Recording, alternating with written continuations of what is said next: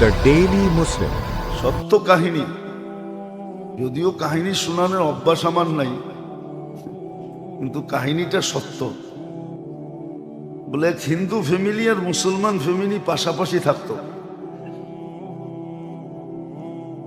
বাচ্চা তো বাচ্চাই হয়, ও হিন্দু বোঝে না, মুসলমানও বোঝে না, ঠিক না? দুই মেয়ে মুসলমানের আর হিন্দুর একসাথে খেলতো। মুসলমানের স্ত্রী নিজের বাচ্চাকেই নিজেই পড়াইতো, কায়দা পড়াইতো। মেয়ে মেয়ের সাথে খেলতো, ও যে কায়দার সময় বসতো। বাচ্চাদের ব্রেন খুব কি হয়, শার্প হয়। তো শুনতে শুনতে পাশে বৈশা শুনতে শুনতে হিন্দু মেয়েও কায়দা শেষ করে ফেলছে। তো মা যেদিন সবক দিছে, তো ও কোরআনের সবক নিছে। তো আস্তে আস্তে একটু একটু বড় হইতেছে আর বসতেছে, ঠিক না?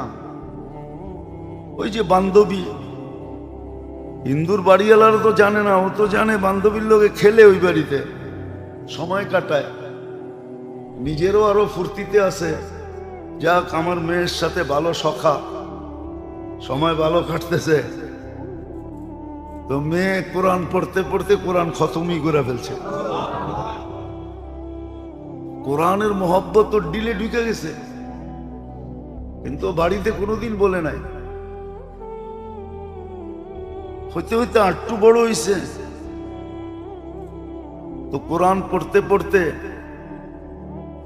মনে মনে ইমান নিয়ে আনিছে, কিন্তু বাড়িওয়ালাদেরকে কিচ্ছু জানায় না। এমনকি বিয়ের বয়স হয়ে গেছে, বিয়ে যে হিন্দু ছেলের সাথে হয়েছে, সে আবার কাঠ্টার হিন্দু।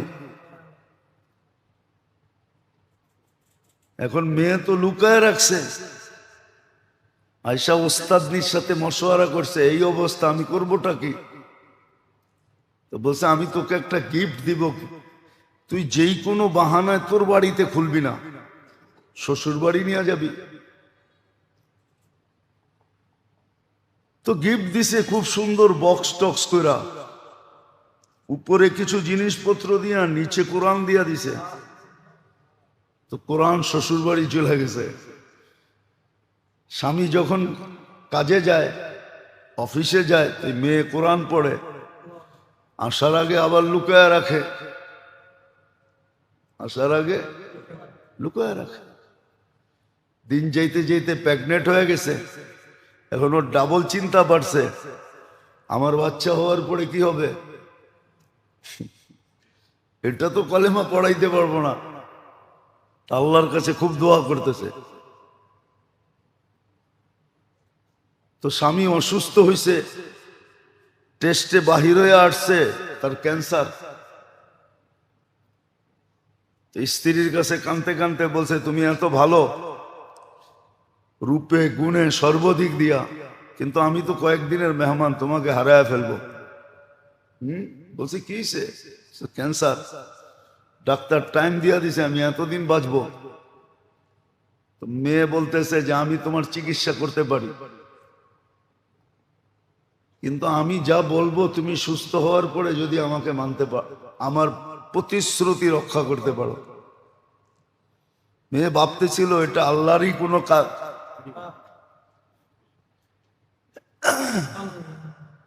তো বলছে ঠিক আছে, তুমি চিকিৎসা করো, আমি ভালো হয়ে গেলে তুমি যা বলবে আমি তা করব। তো মেয়ে ডেলি সূরা ফাতিহা পড়াকে, কেন ওস্তাদনিকে দেখছে, কেউ আসলে সূরা ফাতিহা পড়া ফুদিয়া দিতেন। তো সূরা ফাতিহা পড়া ফু দেওয়া শুরু করছে। আর সূরা ফাতিহা তো সব রোগের শেফা।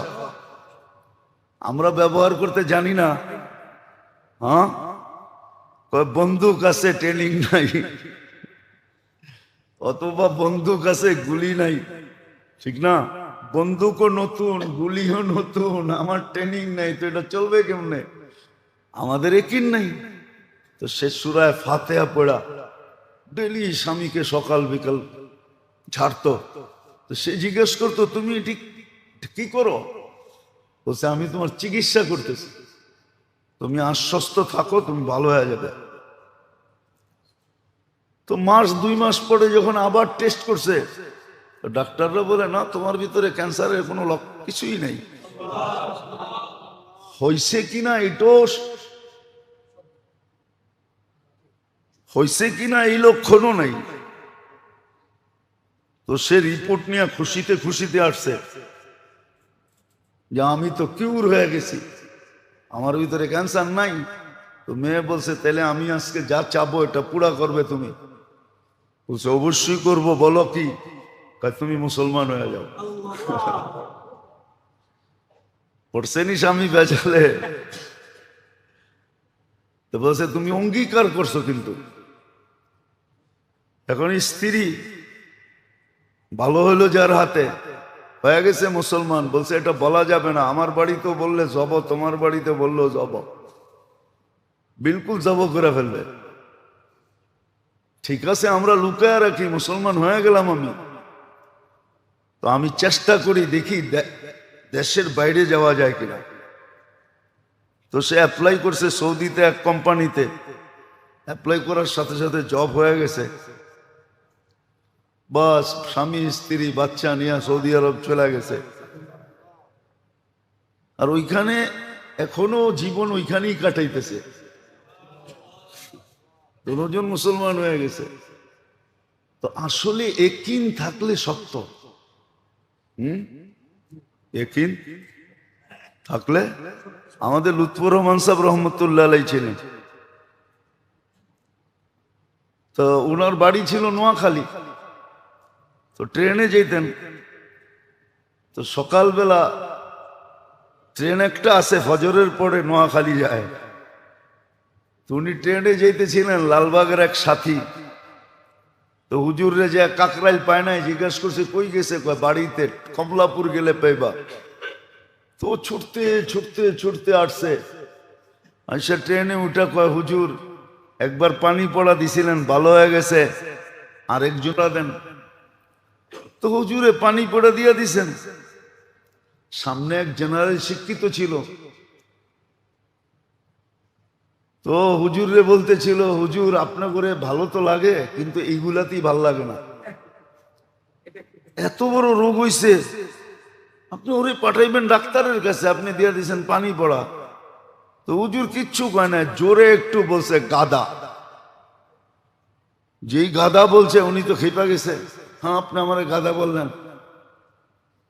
তো হুজুর বলতেছে শোনেন, হুজুর তো খুব হ্যাকমতওয়ালা ছিল, যারা দেখছে ওরা জানে, কথাবার্তা খুবই সুন্দর ছিল, সঙ্গীত তর্জমা করতেন, ওনার মতো তর্জমা এখনো কেউ করতে পারে না। তো হুজুর বললেন যে শুনেন, গয়াকার দয়াকার দুটা শব্দ বললাম, দুটা অক্ষর বললাম, আপনার পায়ের রক্ত মাথায় উঠলো। যদি বাংলা দুইটা অক্ষরে এত ক্রিয়া থাকতে পারে, এতটুক এফেক্ট হইতে পারেন আপনি, তাইলে আল্লাহর কালামে কি কোনো ক্রিয়া নাই? তো আসলে পরে বলছে লোকটা, ওই গাদায় বলছে যে দয়াকার গা দয়াকার দা, গাদা বলার কারণে আপনি এমন ক্ষিপ্ত হইছেন। এটা তো দুইটা অক্ষর, ঠিক না? আপনি তো আর গাদা না, গাদা নাকি? তো দুইটা অক্ষরে যদি আপনাকে এতটুকু উত্তেজিত করতে পারে, মাথার পায়ের রক্ত মাথায় উঠাইতে পারে, তাহলে আল্লাহর কালামে কি কোনো তাসির নাই?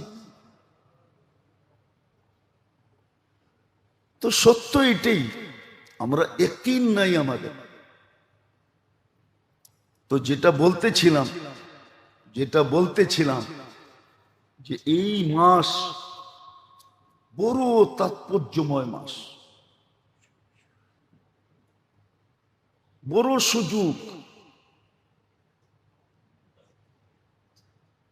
এক তো হলো আল্লাহর নৈকট্য লাভ করার জন্য এবং নিজেকে ক্লিন করার জন্য। এজন্য আল্লাহর রসুলকে ওপেন সার্জারি করা হয়েছে, জিবরিল আলাইহিস সালাম নিজে করছেন। দুনিয়া ওপেন সার্জারি ওইখান থেকেই আসছে, নাহলে দুনিয়ালারা ওপেন সার্জারি জানতো না। শক্কে সদর যেটাকে বলে, সিনা চাক করা, এটা জিবরিল আলাইহিস সালাম থেকে মানুষ শিখছে। আল্লাহর রসুলের করছেন, এই জন্য শিখছে। তো মেরাজের রাত্রে কাবার ভিতরে নিয়া ওপেন সার্জারি করা হয়েছে। কিছু বাহির করছেন, জমজমের পানি দিয়ে ধুইছেন, তারপরে কিছু ঢুকানো হয়েছে। এটা ইঙ্গিত দিতেছেন, এটাই ইঙ্গিত দিতেছেন আমাদেরকে, এইটাই ইঙ্গিত দিতেছেন আমাদেরকে যে এই মাস ভিতরের পাওয়ার নেওয়ার মাস, ভিতরটাকে আলোকিত করার মাস, ভিতরটাকে আলোকিত করার মাস। ভিতরে যেগুলো আছে ওগুলা সব ক্লিন করার মাস। মানুষের ভিতরে জন্মগত অনেক কিছু আছে, লোভ আছে, লালসা আছে, হিংসা আছে, বিদ্বেষ আছে, দুশ্মনী আছে, এরকম অনেক কিছু ভিতরে রাখা আছে। ওটাকে ক্লিন করার মাস হলো এটা। আল্লাহ রসুলের ক্লিন করছেন, এখন ক্লিন করবে আমাদেরকে। তো আর ফেরেশতা এসে ক্লিন করে দেওয়া যাবে না। তা আমাদের জন্য দিছেন এই মাসে ইস্তেগফার বেশি বেশি পড়া, মাত্রা অতীত পড়া, কোনো 100-200 না, কমসে কম 1000 হওয়া চাই, 500-1000 ডেলি, 1000 বার ইস্তেগফার পড়া। ইস্তেগফার পড়া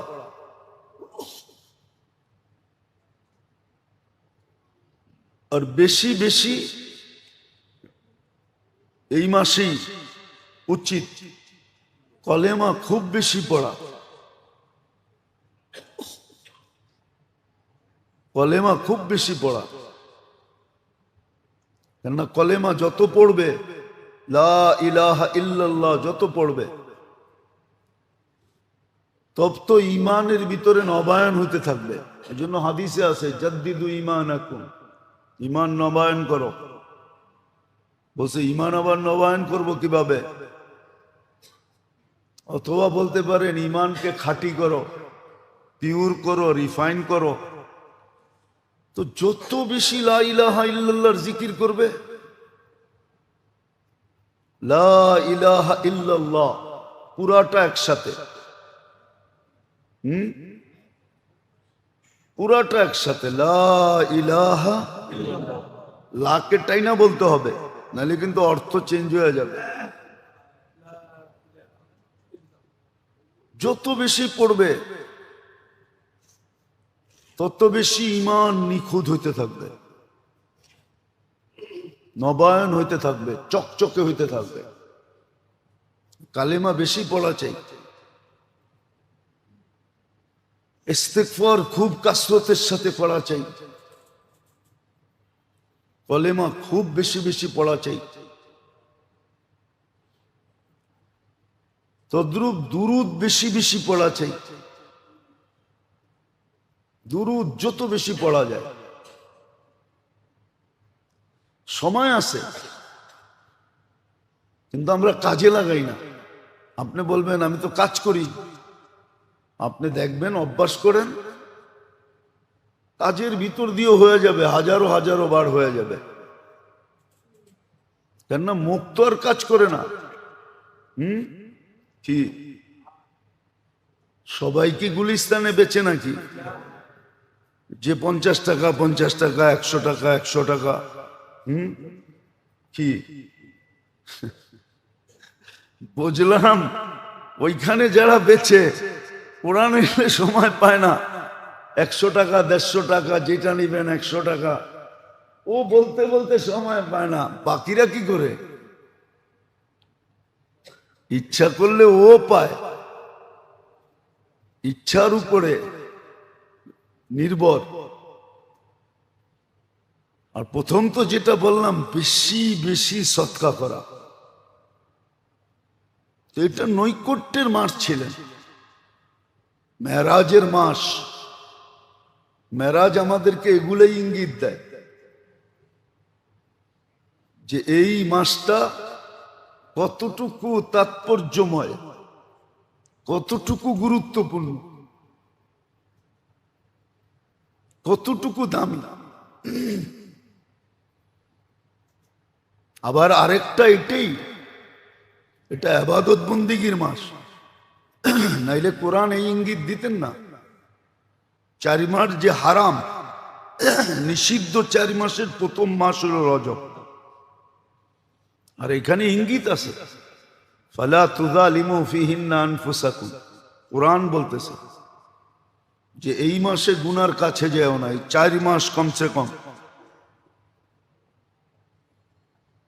যেমন অনেক সময় বলে আল্লাহ জান্নাতে আদম আলাইহিস সালামকে সব খাইতে বলছেন, কিন্তু ফালা তাকরাবা হাদিহি শাজারা, খালি এইটার কাছে যাও না, বাকি সব খাও, যত মনে চায় খাও, কিন্তু একটার কাছে খালি যাও না। আল্লাহ বলে 8 মাস করো, আপত্তি নেই, কিন্তু 4 মাস করো না, 4 মাস গুনাহ করো না। আমরা আসলে বলি যে সাহাবায়ে কেরামের যুগ ওটা অজ্ঞতার যুগ ছিল, আমরা শিক্ষিত যুগ। মাঝে মাঝে আমরা ভাবি, আবার কে কিভাবে নেন জানি না, মিডিয়ায় কথা চলে যেতেছে। প্লেনে এয়ার হোস্টেস থাকে না, তারা কি কাম করে বলেন না? আমার ঘরেরটাই কি করে? আমার ঘরে যেটা আছে ওটাও তো কাজই করে, ঠিক না? সেও কি করে? সেও কাজ করে, ঠিক না? কি বটন দাবলি এসে জিজ্ঞাসা করে কি চান, ঠিক না? তো প্লেনেরটা শিক্ষিত, আমার বাড়িরটা অশিক্ষিত, এতটুকুই তো পার্থক্য। কি মনে হয় বুঝাইতে পারি না, ভাঙ্গেই বলে দিব। ওটাও কাজের বুয়া, আমার বাড়িরটাও কাজের বুয়া, ঠিক না? ওটা শিক্ষিত, এটা অশিক্ষিত। ওর স্যালারি একটু বেশি, এটার স্যালারি কম। না না না, কাজের মানুষ আছে না আপনার বাড়িতে? আপনি ওয়াইফকে কেন নিতেছেন? উনি কি কাজের মানুষ নাকি? উনি তো হোম মিনিস্টার, আপনারা আমারে নাকে ধরে চালায়,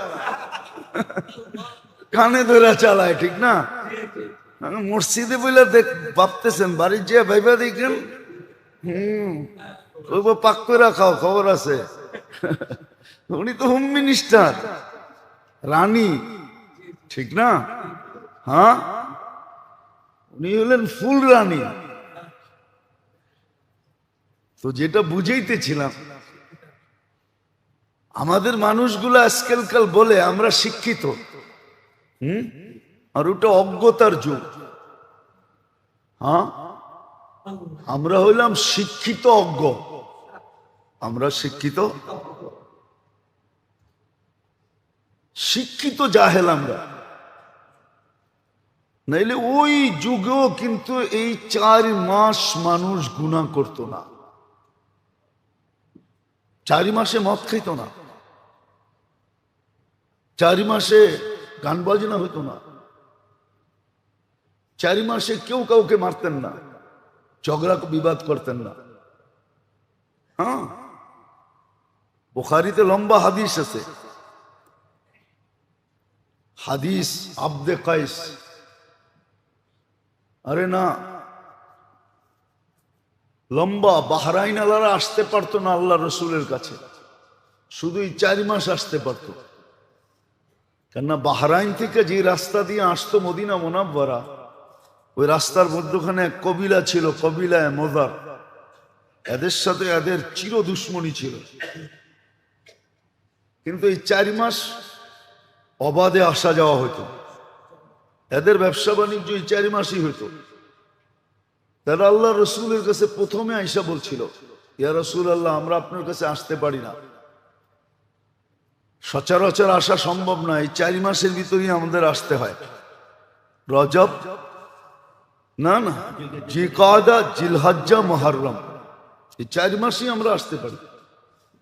বিদা আমাদেরকে যেটা বলবেন এরকম বলবেন যে আমরা যদি নাও আসতে পারি আর অবস্থার কারণে, তাহলে যেন আমরা জান্নাত পাওয়া যাই। আমাদেরকে যা বলবেন সব জিস্ট বলবেন, চোখা চোখা বলবেন। আল্লাহ রসুল এদেরকে এরকমই বলতেন। হ্যাঁ, তো আপনি যদি ওটাকে অন্ধকার যুগ বলেন, নিরক্ষরের যুগ বলেন, মেনে নিলাম, কিন্তু ওরাও অজ্ঞ ছিল আর বর্তমানে আমরাও অজ্ঞ। কিন্তু ডিফারেন্স কতটুকু, ওরা অশিক্ষিত অজ্ঞ, আমরা শিক্ষিত অজ্ঞ। আমরা কি ওরকম, যেরকম আমার বাড়িটা যেরকম বিমান কেন বড় বড় হোটেলে আছে, ওটাও ওরকমই একই। কি বললে তো আবার রাগ হয়ে যায় কিনা, জুতার ফ্যাক্টরি যে দিছে ও মুচি, যে আমার মহল্লায় বইয়া শিলায় ও মুচি। ওরে কয় শিল্পপতি, ওরে কয় মুচি, ঠিক না? দুজনে কি করে, কি জুতা বানায় না? না জুতা বানায় না, প্লেনও যে চালায় ও ড্রাইভার, রিক্সা যে চালায় ও ড্রাইভার, শব্দ তো একটাই। তো ওই যুগের মানুষগুলা অজ্ঞ ছিল, কিন্তু অশিক্ষিত অজ্ঞ, আর আমরা আজকে অজ্ঞ শিক্ষিত অজ্ঞ, এতটুকু ডিফারেন্স। নাইলে এই 4 মাসে নিষেধ ছিল, আল্লাহর নিষেধ, 4 মাস গুনাহ করো না। ফালা তুযালিমু ফীহিন্না আনফুসাকুম ইন্না ইদ্দাতাশ শুহুরি ইনদাল্লাহি 12 শাহরা মিনহা আরবাআতুন হুরুম। তারপরে হুকুম দিছেন এই 4 মাস গুনাহ করো না, 8 মাস করো, 4 মাস করো না, 4 মাস গুনাহ করো না। রজবে করো না, জিলকাদায় করো না, জিলহজ্জে করো না, মুহররমে করো না, আর রমজানে তো করবেই না, কেননা ওটা তো রোজার মাস। কি মাস? রোজা বোঝেন? সব কিছুর থেকে রোজা, সব কিছুর থেকে, সব কিছুর থেকে, সব কিছুর থেকে না খায়া থাকা, রোজা এটাই, সব কিছুর থেকে রোজা। তো এতটুক নিষেধ ছিল যে 4 মাস গুনাহ করো না। কিন্তু তাকাইলে দেখা যায় এই 4 মাসের ভিতরেই অনেক কিছু আসে, ঠিক না? ঠিক, 4 মাসের ভিতরে অনেক কিছু আসে যেগুলো আমরা করি, সচরাচর করতেছি, সচরাচর করতেছি আমরা। তো যেটা বুঝাইতেছিলাম, আল্লাহ করুক বুঝে আসো, এই মাসটা কিন্তু নৈকট্যের মাস। আল্লাহর সাথে সম্পর্ক জোড়ার সবচেয়ে পাওয়ারফুল, অল্প সময় কিন্তু সম্পর্ক, ঘনিষ্ঠতা, বন্ধুত্ব, নৈকট্য এতটুকু হবে যে 1000 না লক্ষ বৎসরে যতটুকু সম্ভব না, এতটুকু এই মাসে সম্ভব। কিন্তু করতে পারবে ও যেটাকে আসলেই এই মাসের জন্য নির্ধারিত মনে করে, যে আমার নৈকট্যের জন্য এই মাসটা দেওয়া হয়েছে, আমি যেন আল্লাহর খুব কাছে হই,